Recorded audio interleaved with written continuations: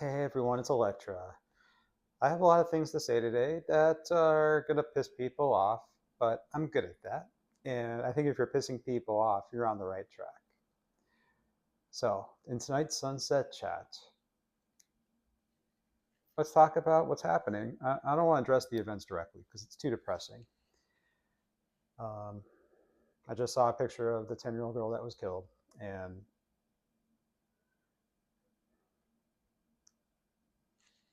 well, that's all I want to say. And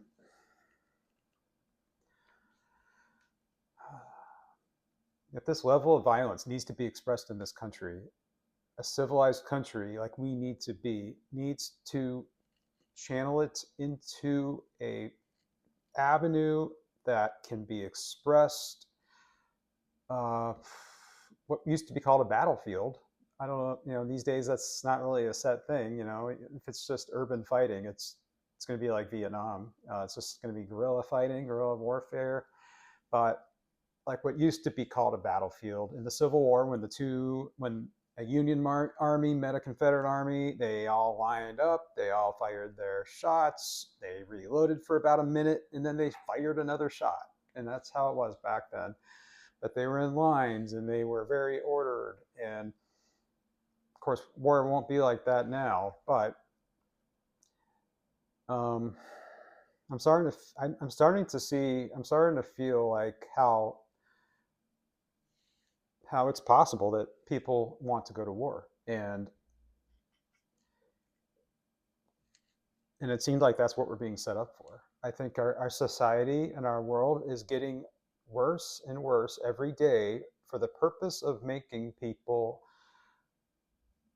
not give an F anymore about anything. I know I'm there.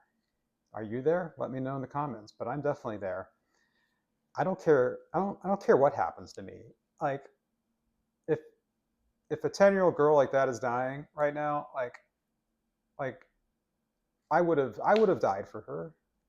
I totally would have died for her or the boy, 8-year-old boy, because I've experienced almost everything there is to experience. I'm only 45, but my best years are gone. I'm pretty sure of that.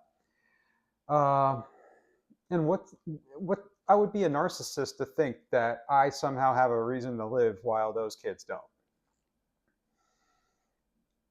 I'm not I'm not egotistical enough to say that my next 20 to 30 years of life is worth them dying at age 8 or 10. But yeah, we need to build a coalition. We need to build a new coalition, something that has nothing to do with the Democratic Party.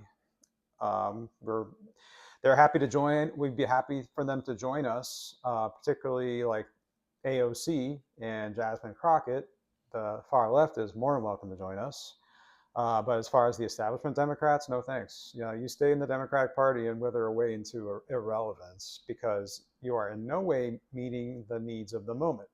You will go the way of the Whig Party in the 1850s prior to the Republican Party forming and replacing them.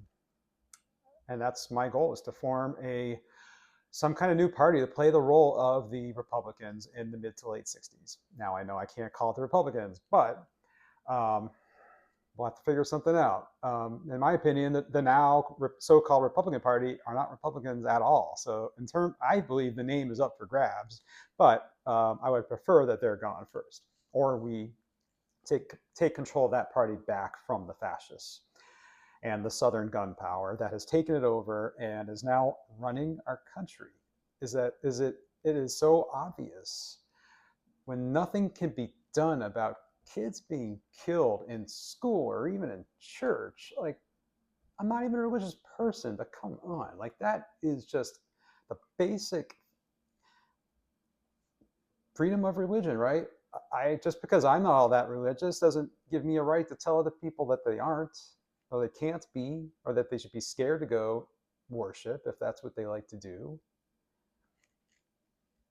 Um, a coalition needs to be built that's going to isolate the Southern gun power. So that's going to be people that worship guns, gun nuts.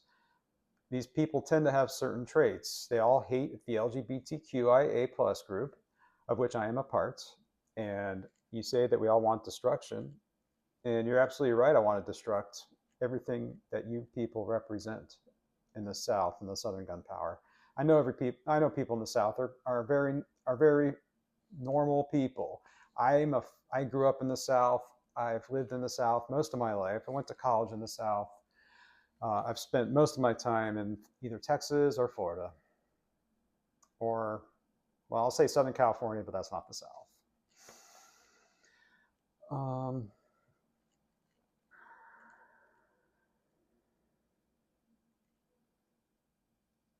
I think it's very obvious that the gun issue is the slavery issue of our time. These weapons, um, they're playing the role of the slave, where it's property that people feel like they are entitled to have against all any normal moral authority or higher power that would say otherwise. This is the slavery issue of our time. It is so obvious. Every time something like this happens, it doesn't get any more divided. You're either on team gun or you're on team safety and sanity and normalcy. There's no in between. And if you're a so-called safe gun owner, you should be willing to, you would be, I would assume you would be willing to give up your guns if no one else had them.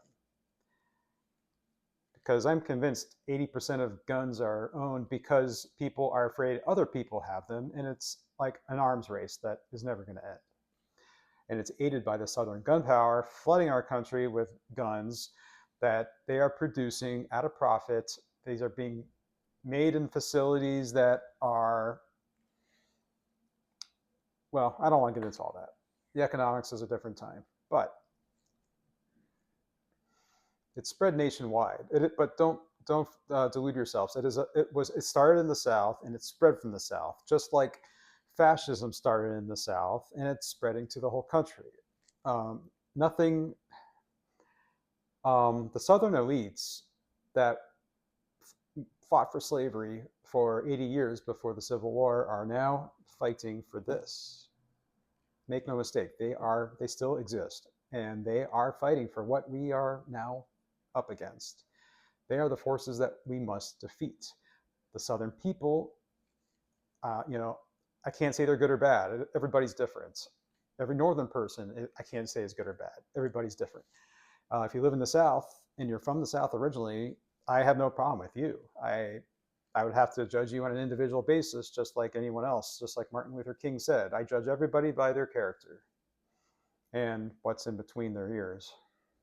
That's my part. Yeah, this country's going to explode, and I'm glad I'm going to be in Chicago very soon for many reasons.